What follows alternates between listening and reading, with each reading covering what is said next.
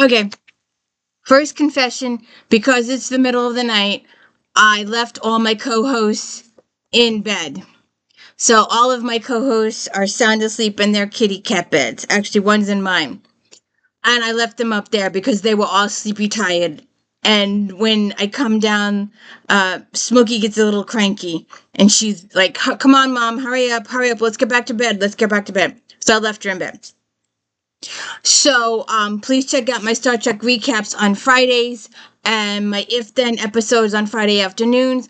I work really hard on those, gathering all those books, doing all the research and stuff. I really appreciate it if you check those, and Flashback Mondays, where I talk about the books in these magazines. I take at least 5 or 6 from each section, and sometimes I get carried away and do as many as 70 books. So you've got to get some ideas. Regency, historicals, contemporary romance, suspense, mystery, paranormal, harlequins, erotica, inspirational, sci-fi. I try and hit all the subjects. And anyway, welcome to the D. Louise book series. I'm Christina Karistina. This is where we read books and talk about books. No special effects going on here. I would also like you to please tune into my daily book reviews. And I spent this entire book off to all hell. And if I get the talent, I don't know if I'll be able to do it. I'm going to try and put the books up. I'm going to try. I don't think it's going to happen, but I'm going to try. Well, it's in the middle of the night, and we'll see how it goes. But, so this is, I've talked about this series before, and I want you to know my biggest complaint was that there were 30 characters, actually 30 plus characters in the book, and I was trying to keep track of them all, and I ended up making a spreadsheet. And first of all, this book started out similar to a previous book. And it just drove me bonkers. I kept going. I had to have read this. And I looked everywhere. I looked at my Goodreads. I looked at my videos. I looked at my library takeouts. No, I have not read this book before. And the whole few chapters, I'm thinking, I have read this book before somewhere. Some book somewhere started out like this. I felt like I'd read it before. Don't know why, but that's the truth. So,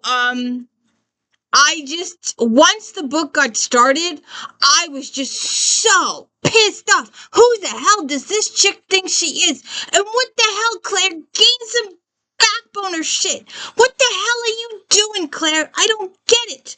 Let's start at the beginning. Okay? So, Brooklyn, she's the book restorer. Derek is her husband. Becky is her mom. And Tim or Jim is the husband. Sorry for Jim. And they all get invited to Claire's and Cameron's wedding in Scotland. All expense paid, because Cameron's got the bucks and he's going to pay for all these people to come out and he's friendly with them. All right, so let's just get through those. Let's just get there. So we get there, and she wants, well, first of all, she wants Claire, and these are the books I'm going to try and get. They have lost 12 books. And let me see if I got this page right. Nope, I didn't get the page right. It's so bad. I could have sworn I had the page. I wrote it down, and now I don't have the page. Well, GF me. Hold on a second. I wrote it down. Okay. I wrote the wrong page. Where's my...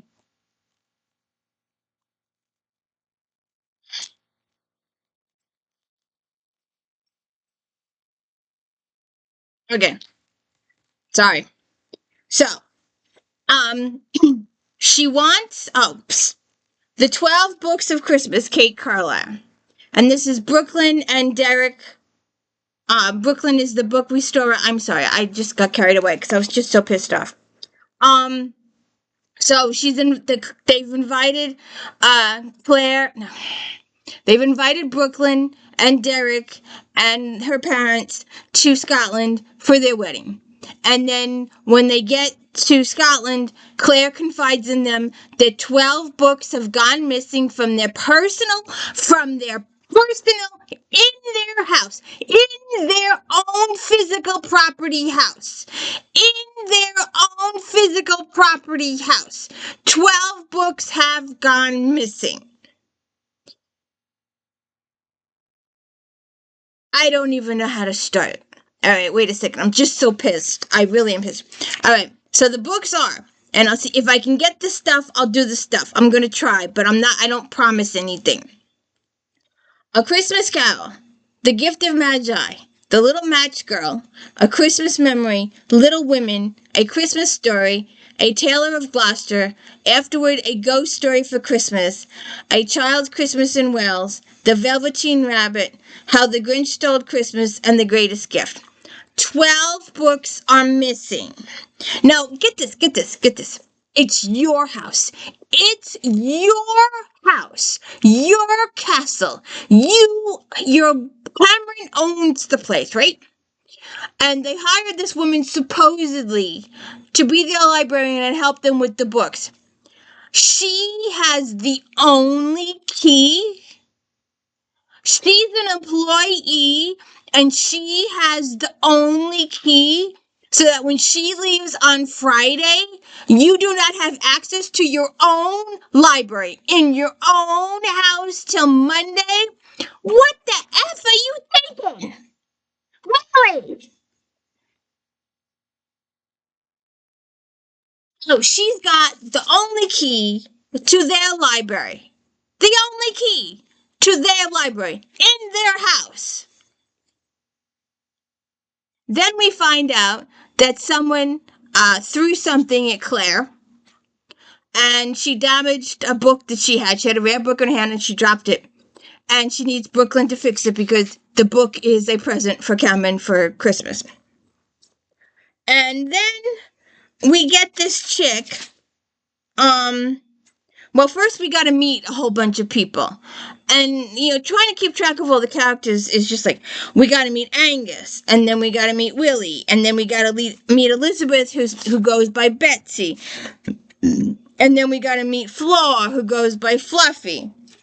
And apparently, Bitsy, is a childhood friend of Cameron, and she grew up with him, and she was supposedly, in her mind only, and in her mother's mind only, in no one else's mind only, engaged to Cameron, and she's determined that she's going to get Cameron for herself, and Claire is not going to marry Cameron. That Bitsy's decided that she's going to be the one to marry Cameron, and every time she sees him, oh, remember when we were kids we did this, oh, remember when we kids we did this, oh, remember when we kids we did that. She's just, and then, right, so like Olivia has the only key, right, and she's an employee, right, and then Bitsy shows up, and she claims some Scottish thing, and I didn't write it down, and I'm sorry I didn't write it down, but I didn't write it down. And it's something about hospitality. So she comes, and she's going to stay at the house. She just walks in and invites herself, and she's going to stay at the house until she gets her own way and kicks Claire out. And they don't kick her out. They let her effing stay. She wants a room. And they're like, there's no rooms available. You can have a couch in the green room. And then the next day she's like, well, she's in this other parlor. And why is she in this yellow parlor? And she goes, well, the green room is where she's sleeping, and she doesn't want to do her day stuff in the same room. She wants to be in a separate room during her day stuff. Kick her out! Why are you letting this chick stay there? Some old Scottish custom. I'm sorry I didn't write it down. Kick her out! And then it turns out, and I know,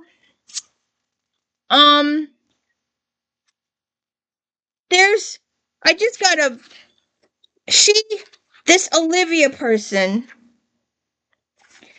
So when they're first meeting Miss Olivia, and Brooklyn's mom is talking to her, and then Brooklyn meets her and she goes, Olivia was telling her way of keeping track of the books.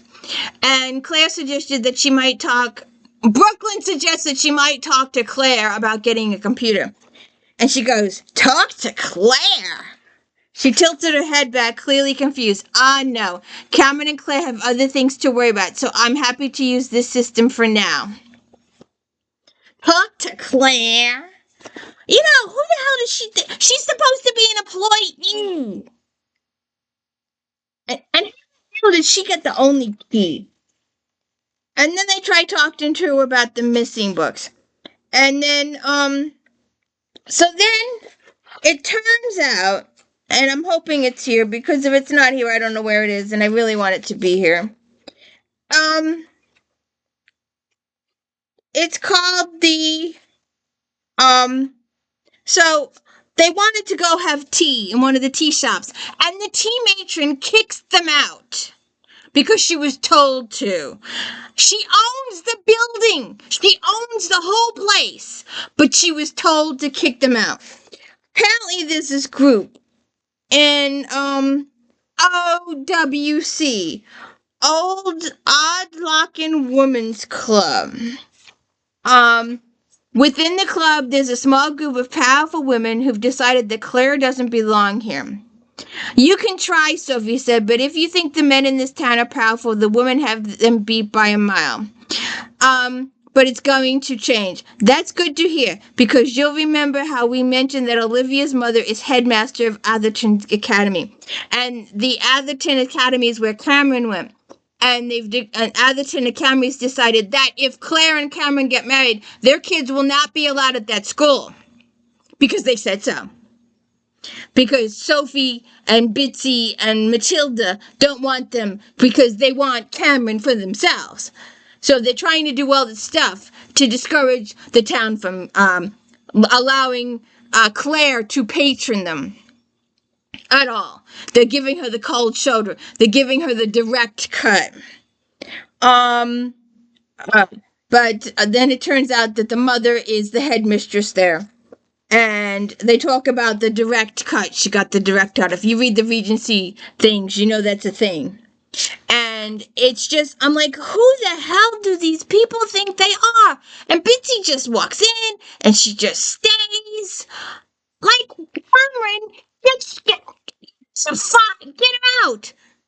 No one just walks into your house and declares that they're going to stay, and they're going to stay until you break up with your fiancé so that they can marry you. And Olivia, he's like, well, yeah, I'll fire her the next day. I'm like, go fire him. Go fire her now. Get the key from her now. Change the locks on the library door. Change the locks on the house, on the castle. Kick her out now. I was so angry. So much of this book. And then they postponed the wedding. And I'm like, no. Don't postpone the wedding. Don't give the town and everybody else their oh, look what we did. We got them to postpone the wedding. Aren't we great? No! Fire them! Fire them! Fire them all! Get rid of these people. Who do people think they are?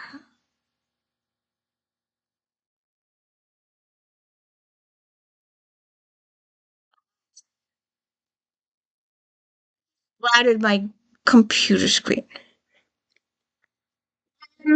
So they don't even ask them to leave, and then Bitsy's mother Matilda shows up, and then Fluff, her sister, shows up, and they're all gonna live in the place until the stuff goes on. Then of course someone gets murdered, like later on in the chapters, and then they're finding another book.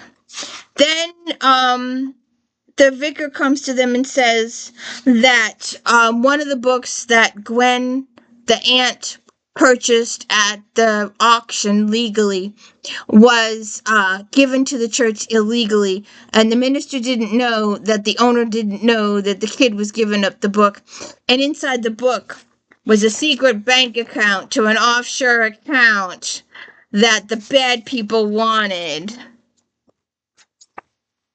So there you go.